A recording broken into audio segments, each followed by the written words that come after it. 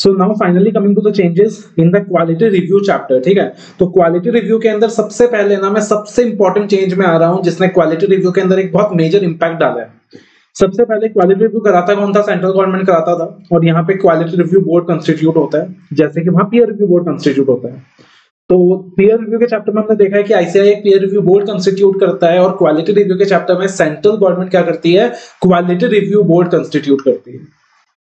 और हमने ये भी डिस्कस किया था कि पीयर रिव्यूअर का जो ऑब्जेक्टिव था वो सिर्फ क्वालिटी ऑफ सर्विसेज को इनहेंस करना था प्रोफेशनल का, लेकिन क्वालिटी रिव्यू के अंदर अगर एरर्स मिलता है, डिविएशंस मिलते हैं, तो यहाँ पे डिसिप्लिनरी प्रोसीडिंग के एक्शन भी लाए जा सकते हैं। ठीक है, अब आप एक चीज सोचो, लॉजिकली सोचो, कोई एक ऐसी संस्था है, कोई एक ऐसी ऑथोरिटी है जिसको हाल ही में पावर्स दिए गए हैं कि वो क्या कर सकता है? डिसिप्लिनरी एक्शन इनिशिएट कर सकता है against the members of the institute.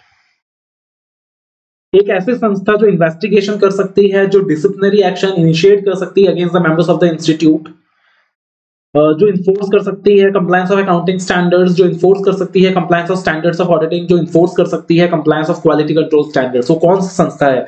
अब आप बोलोगे NFRA, national financial reporting authority. Yes, तो ऑलरेडी सेंट्रल गवर्नमेंट ने क्या कर दिया? नफरा कंस्टिट्यूट कर दिया, national financial reporting authority constitute कर दिया।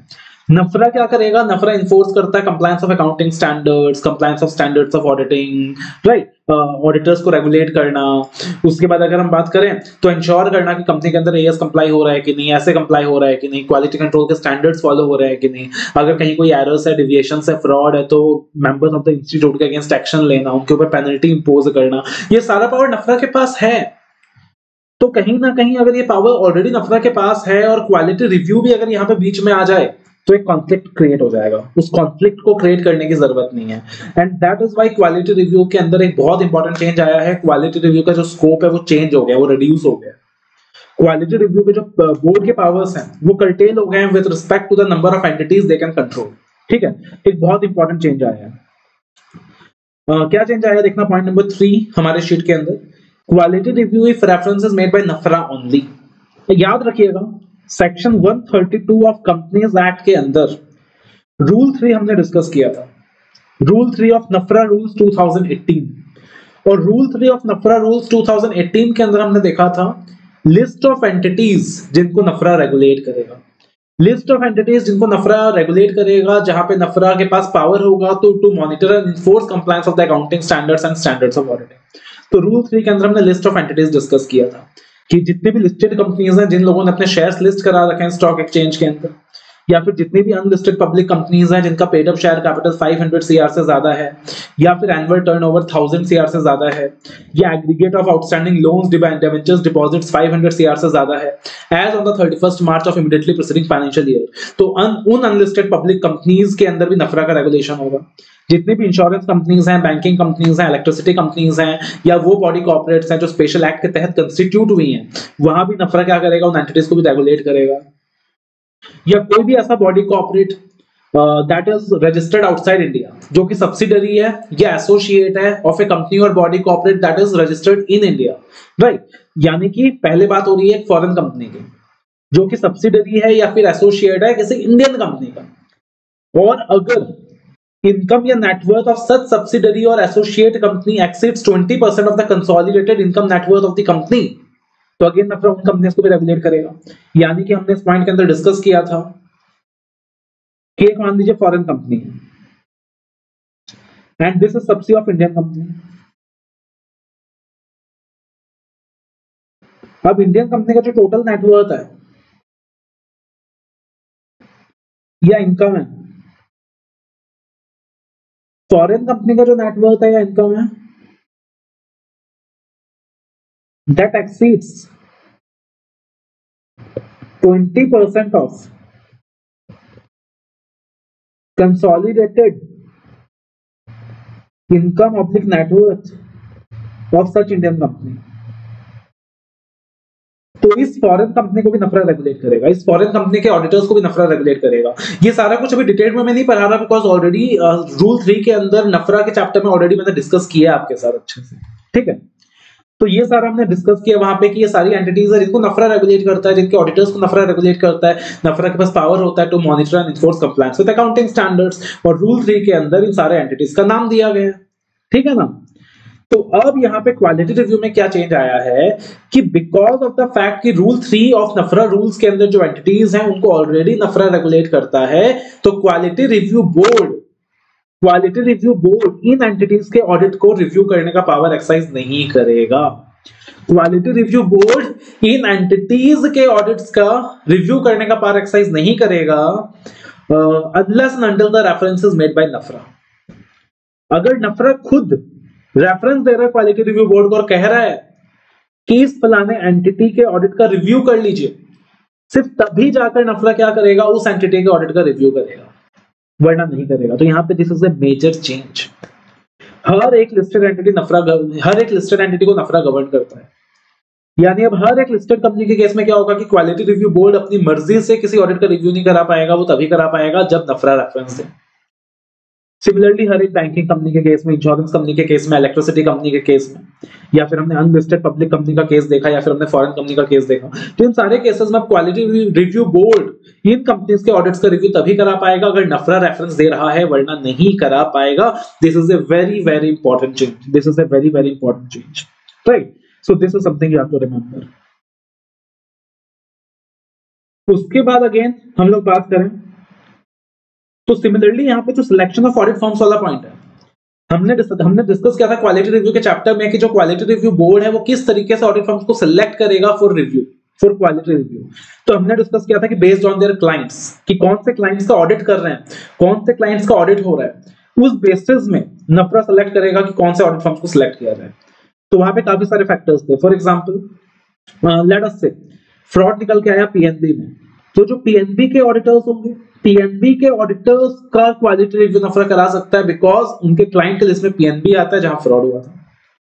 सिमिलरली क्लाइंट के लिस्ट में ऐसी कंपनियां आती हैं जहां लॉ के डिविएशंस पाए गए हैं, इरेगुलरिटीज पाई गई है, नॉन कंप्लायंसेस पाए गए हैं, जहां रिस्क हाई है, सस्पेक्टेबिलिटी ऑफ फ्रॉड है, तो जनरली उन कंपनीज को चूज किया जाएगा। तो ये चीज हमने पहले भी डिस्कस किया था। चेंज क्या है यहाँ पे, जो वर्डिंग यूज कर दिया वो क्या कर दिया, the entities other than those specified under rule 3 of NAFRA may be selected on the basis of the following। तो यहाँ पे जो मेजर चेंज आया है ना, ये जो लाइन ऐड हो गया, the entities other than those specified under NAFRA, यानी क्लैरिफाई कर दिया। देखो रूल 3 के अंदर, नफरा रूल्स के अंदर जिन एंटिटीज की हम बात कर रहे हैं तो उसको तो छोड़ ही दो, वहां तो क्वालिटी रिव्यू बोर्ड अपना पावर एक्सरसाइज कर ही नहीं सकता। उन एंटिटीज के अलावा बाकी एंटिटीज के केस में किस तरीके से ऑडिट फर्म्स को सिलेक्ट किया जाएगा फॉर रिव्यू, तो वहां बोला गया based on risk based selection, जैसे कि स्टेक होल्डर रिस्क कितनी है, रेगुलेटरी रिस्क कितनी है, फ्रॉड की सस्पेक्टेबिलिटी कितनी है, इरेगुलरिटीज की प्रोबेबिलिटी कितनी है। तो based on all those factors it will be decided. तो मेजर चेंज क्या है, यहाँ पे वो लाइन ऐड कर दिया गया, the entities other than those specified under rule 3 of the NFRA rules. उसके बाद बोला गया है the board may also review the quality of statutory audit services of AFUR. What is AFUR? Audit firm under review with a view to assess the quality of statutory audit and reporting by the statutory auditors on a reference made to it by RBI, SEBI, IRDA, MCA, NAFRA। ठीक है, तो बोला गया हो सकता है कि RBI reference दे रहा है, हो सकता है कि RBI का रेफरेंस दे रहा है, या SEBI का रेफरेंस आ रहा है, या IRDA का रेफरेंस आ रहा है, या MCA का रेफरेंस आ रहा है, या NAFRA का रेफरेंस आ रहा है। तो quality review board suo motu या इन सब के रेफरेंस के बेसिस में डिसाइड कर सकता है कि मेरे को इस फलाने सीए फर्म के ऑडिट्स को रिव्यू में सिलेक्ट करना है। बट अगेन रूल 3 के जो एंटिटीज हैं वहां तो रेफरेंस नफरा के थ्रू ही आना चाहिए। उसके बाद इसी पॉइंट को घुमा के बोला कि board shall not consider cases of complaints received from individuals, firms, companies, other entities, their partners, directors, which shall be dealt with in accordance with mechanism under CA Act. Cases of complaints only from regulatory bodies and other medias involving serious irregularities shall be considered by the board for the purpose of review। यानी company का कोई director quality review board को complain कर रहा है कि हमारी company का रिव्यू इस फलाने सीए फर्म के ऑडिट्स का रिव्यू कर लो, कंपनी के कुछ पार्टनर्स कंप्लेन कर रहे हैं, कंपनी के कुछ डायरेक्टर्स बोल रहे हैं, ऑफिसर्स बोल रहे हैं, तो उनके बोलने से कुछ नहीं होगा। जो क्वालिटी रिव्यू बोर्ड के पास रेफरेंस जाएगा वो एक रेगुलेटरी बॉडी के द्वारा जाना चाहिए, या तो नफरा के द्वारा जाना चाहिए रूल 3 वाली एंटिटीज है तो, या फिर बाकी जो रेगुलेटरी बॉडीज है जैसे कि आरबीआई हो गया, सेबी हो गया, एमसी हो गया, उनके द्वारा जाना चाहिए। बाकी लोगों के कंप्लेंट्स को क्वालिटी रिव्यू बोर्ड कंसिडर नहीं करेगा। या फिर quality review board suo motu selection भी कर सकता है, but again other than entities given in rule 3। तो ये सारा कुछ यहाँ पे दिया हुआ है। Again that is something important that you have to remember. Quality review cycle एक नया पॉइंट है जो पहले कभी नहीं था, पहले हुआ ही नहीं करता था। जैसे पीयर रिव्यू साइकिल होता है कि L1 एंटिटी का रिव्यू 4 साल में एक बार होगा, L2 एंटिटी का, राइट, L2 एंटिटी का जो रिव्यू है सॉरी L1 एंटिटी का जो ऑडिट है रिव्यू है वो 3 साल में एक बार होगा। L2 एंटिटीज का जो रिव्यू है वो 4 साल में एक बार होगा। L3 तो हटा ही दिया वहां से, है ना। तो अब पीयर रिव्यू के चैप्टर में क्या है, पीरियोडिसिटी डिफाइंड है कि अगर आप L1 कैटेगरी के हो तो आपका रिव्यू 3 साल में एक बार होगा, अगर आप L2 कैटेगरी के हो आपका रिव्यू 4 साल में एक बार होगा, राइट। तो सिमिलरली क्वालिटी रिव्यू साइकिल को भी डिफाइन कर दिया गया है। एंड पीयर रिव्यू के अंदर क्या होता है, पीयर रिव्यू के अंदर नॉर्मली जो रिव्यू का साइकिल डिफाइन होता है वो बेस्ड होता है on the entities you are auditing, on the entities you are auditing. Quality review के अंदर it will depend upon the entities you are auditing and it will depend upon the number of partners you have in your firm. तो क्या बोला है यहाँ पे, the following quality review cycle of audit firms will be generally followed. बोला अगर आपके firm में 20 या 20 से ज्यादा पार्टनर है, यानी कि आप एक बहुत बड़े फर्म है, नॉर्मली आप बिग 4 है या टॉप 10 एंटिटीज के अंदर आते हैं, आपका रिव्यू 3 साल के अंदर एक बार होगा। अगर आपके फर्म में 10 से ज्यादा पार्टनर्स हैं बट 20 से कम है तो आपका रिव्यू 4 साल में एक बार होगा, और अगर आपके फर्म में 10 पार्टनर से कम है तो आपका रिव्यू 5 साल में एक बार होगा। लेकिन ये कंपलसरी नहीं है, इन सारे फर्म्स में से किसका रिव्यू होगा वो तो क्वालिटी रिव्यू बोर्ड डिसाइड करेगा, ठीक है ना।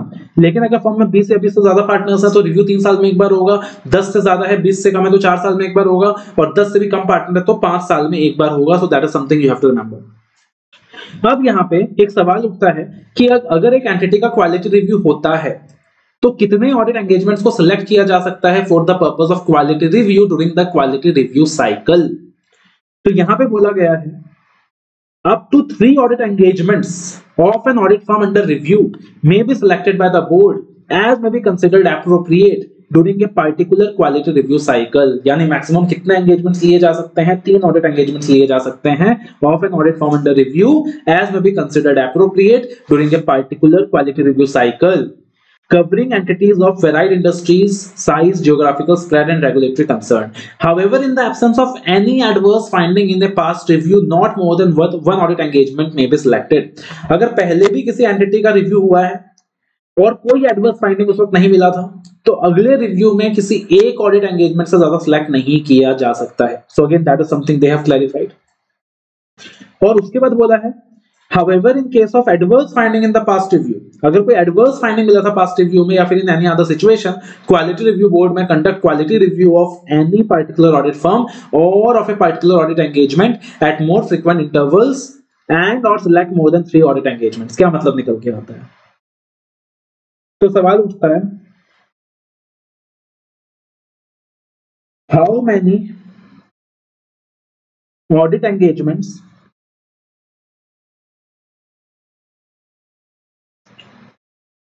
can be selected for purpose of quality review।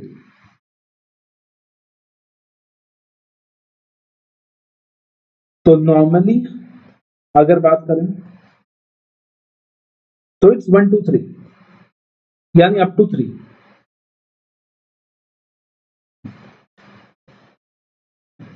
अगर पास्ट रिव्यू हुआ है तो देखना होगा कि पास्ट रिव्यू में एडवर्स फाइंडिंग मिला था या नहीं मिला था। अगर एडवर्स फाइंडिंग नहीं मिला था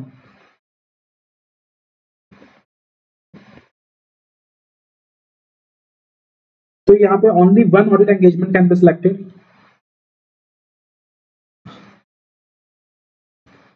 और अगर एडवर्स फाइंडिंग मिला था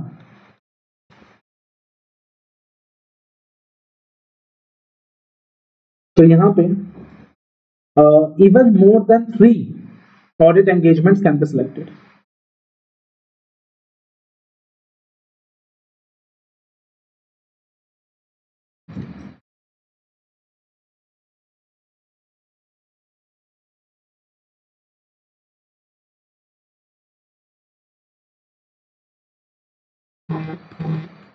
क्लियर है? So this is what you have to remember. Again आप नोट डाउन कर लेना अभी। उसके बाद composition of the review team that depends upon the audit firm under review, but again यहाँ पे बोला हुआ है कि it should be mandatorily headed by a technical reviewer empanelled by the quality review board. तो हर एक रिव्यू टीम के अंदर जो हेड करेगा व्यक्ति वो टेक्निकल रिव्यूअर होगा जिसको किसने अपॉइंट किया, क्वालिटी रिव्यू बोर्ड ने अपॉइंट किया है। और ये लोग 5 असिस्टेंट्स तक साथ में हायर कर सकते हैं। पीयर रिव्यू में मैक्सिमम 1 असिस्टेंट को हायर किया जा सकता है, लेकिन क्वालिटी रिव्यू में 5 असिस्टेंट्स तक हायर किए जा सकते हैं। However, no firm of chartered accountants may be included as a member of review team. लेकिन क्योंकि रिव्यू यहाँ पे सीएस का ही हो रहा है और रिव्यूअर सीजी ने सेट किया है, कंस्टिट्यूट किया है, तो इंडिपेंडेंस को इंश्योर करने के लिए बोला गया है कि कोई भी फर्म ऑफ चार्टर्ड अकाउंटेंट्स को रिव्यू टीम में इंक्लूड नहीं किया जाएगा। उसके बाद हमने डिस्कस किया कि जो रिव्यू टीम है वो लोग 5 असिस्टेंट्स तक हायर कर सकते हैं। Now it is equally important कि वो जो असिस्टेंट्स हैं उनके भी इंडिपेंडेंस को इंश्योर किया जाए। तो असिस्टेंट्स के इंडिपेंडेंस को इंश्योर करने के लिए 4 नए पॉइंट्स ऐड कर दिए गए हैं, 4 एडिशनल पॉइंट्स ऐड कर दिए गए हैं to ensure that even the assistant is independent. तो ये 4 एडिशनल पॉइंट्स आपको याद रखना है। कौन सा? ये 4 पॉइंट्स ना क्वालिटी रिव्यूअर के इंडिपेंडेंस को इंश्योर करने के लिए था पहले भी, लेकिन असिस्टेंट के केस में नहीं था, तो असिस्टेंट के केस में भी अब ऐड कर दिया है। पहला, he should not have been associated with the audit firm under review and the concerned entity whose audit is being reviewed during last 3 financial years or thereafter। ठीक है जी, यानी जिस भी एंटिटी का रिव्यू हो रहा है, जिस भी एंटिटी का रिव्यू हो रहा है या जो भी फर्म है उसके साथ उस टेक्निकल असिस्टेंट का कोई एसोसिएशन ना हो पिछले 3 फाइनेंशियल ईयर्स के अंदर और thereafter। he should not have any disciplinary action pending against him, proceeding against him under the Chartered Accountants Act 1949 pending against him, or any disciplinary action under the CA Act 1949 and under any other law pending against him during the last 3 financial years। तो वो जो assistant है उसके खिलाफ कोई भी disciplinary proceeding pending नहीं होना चाहिए पिछले 3 फाइनेंशियल ईयर्स के अंदर या thereafter। he should not be a member of the current quality review board or ICAI central council body। तो वो जो असिस्टेंट है वो क्वालिटी रिव्यू बोर्ड का मेंबर नहीं होना चाहिए, या फिर जो आईसीआई के सेंट्रल काउंसिल के लोग हैं उसके मेंबर नहीं होने चाहिए, या जो रीजनल काउंसिल है, ब्रांच लेवल मैनेजमेंट कमेटी है, उनके मेंबर्स नहीं होने चाहिए। And he should not himself be empanelled as a technical reviewer with a quality review board. वो बंदा खुद इम्पैनल्ड नहीं होना चाहिए एज अ टेक्निकल रिव्यूअर। अगर आप टेक्निकल रिव्यूअर हो तो आप हेड करो यार, आप कहीं और रिव्यू होगा तो हेड करो, आप असिस्टेंट की तरह असिस्ट क्यों कर रहे हो? And the board may also obtain services of relevant industry experts if needed। तो बोर्ड चाहे तो यहाँ पे क्या कर सकती है, इंडस्ट्री एक्सपर्ट्स की भी मदद ले सकती है। तो अगेन जो टेक्निकल रिव्यूअर होगा जिसको क्वालिटी रिव्यू बोर्ड ने अपॉइंट किया है वो लोग 5 असिस्टेंट्स तक अपॉइंट कर सकते हैं, और उन असिस्टेंट्स के इंडिपेंडेंस को इंश्योर करने के लिए यहाँ पे 4 पॉइंट ऐड किया गया है जो आपको याद रखना है। Quality review cycle is something we have done. Selection of audit firms, again this is something we have done. Coverage of scope of quality review, ये चीज पहले भी था, ऐसा कुछ खास नहीं है। मेनली क्या होगा, सिर्फ स्टैट्यूटरी ऑडिटर्स के काम को ये लोग रिव्यू करेंगे, internal audits, tax audit, GST audit, other purpose audits, इनके काम को ये लोग रिव्यू नहीं करेंगे। इसके अंदर एक एक्सक्लूजन के अंदर एक इंपॉर्टेंट पॉइंट ऐड हुआ है, review of services provided by the members of the institute in employment. जो भी सीएन सर्विस है उनके काम को ये लोग रिव्यू नहीं करेंगे। क्वालिटी रिव्यू के अंदर सीएन सर्विस के काम को रिव्यू नहीं किया जाएगा, सीएन प्रैक्टिस के काम को रिव्यू किया जाएगा, और वो भी सिर्फ स्टैट ऑडिट्स को रिव्यू किया जाएगा। Tax audit, internal audit, GST audit, other special purpose audits को रिव्यू नहीं किया जाएगा। Constitution and composition of quality review board, this is something theoretical कि board comprises of a chairman, 10 other members, central government nominate करने वाली है chairperson and 5 members, remaining 5 members को nominate किया जाएगा by the council of the ICAI। ये एक reading करने का पार्ट है। उसके बाद क्वालिटी रिव्यू के ऊपर एक इंट्रोडक्शन ज्ञान दिया हुआ, आप रीड कर सकते हो, ज्यादा काम का नहीं है। Examples of important areas as per quality review report in accordance with SQC1। कि जब भी क्वालिटी रिव्यू होगा तो क्वालिटी रिव्यू रिपोर्ट के अंदर इंपॉर्टेंट एरियाज क्या होंगे, तो उसके एक एग्जांपल फॉर्म में दिया हुआ है कि क्वालिटी रिव्यू क्या क्या चीजें कवर करेगा अपने रिपोर्ट में, कि जो ऑडिट फर्म है वो क्वालिटी कंट्रोल स्टैब्लिश कर रहा है कि नहीं, उन्होंने एंगेजमेंट क्वालिटी रिव्यूअर अपॉइंट किया है कि नहीं, फर्म ने जो भी काम है, जो ऑडिट फर्म है उन्होंने अपने काम कॉम्पिटेंट पर्सनल को हायर किया है कि नहीं, right.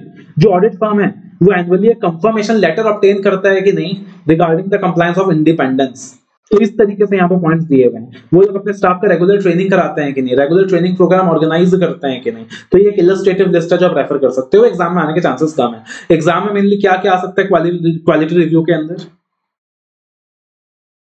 Quality review only preferences made by NFRA, very very very very important. उसके बाद अगर हम बात करें तो जो अगला इंपॉर्टेंट पार्ट है quality review cycle, this is something very very important. Independence of assistant, ये वाला पार्ट भी इंपॉर्टेंट है। तो क्वालिटी रिव्यू के अंदर आप मुझसे पूछोगे कि क्या इंपॉर्टेंट है सर, तो 3 क्वेश्चंस आपके लिए बहुत ज्यादा इंपॉर्टेंट बन जाते हैं, ठीक है ना। 3 क्वेश्चंस आपके लिए बहुत ज्यादा इंपॉर्टेंट बन जाता है। तो अगेन आप इस पे क्या करोगे, फोकस करोगे।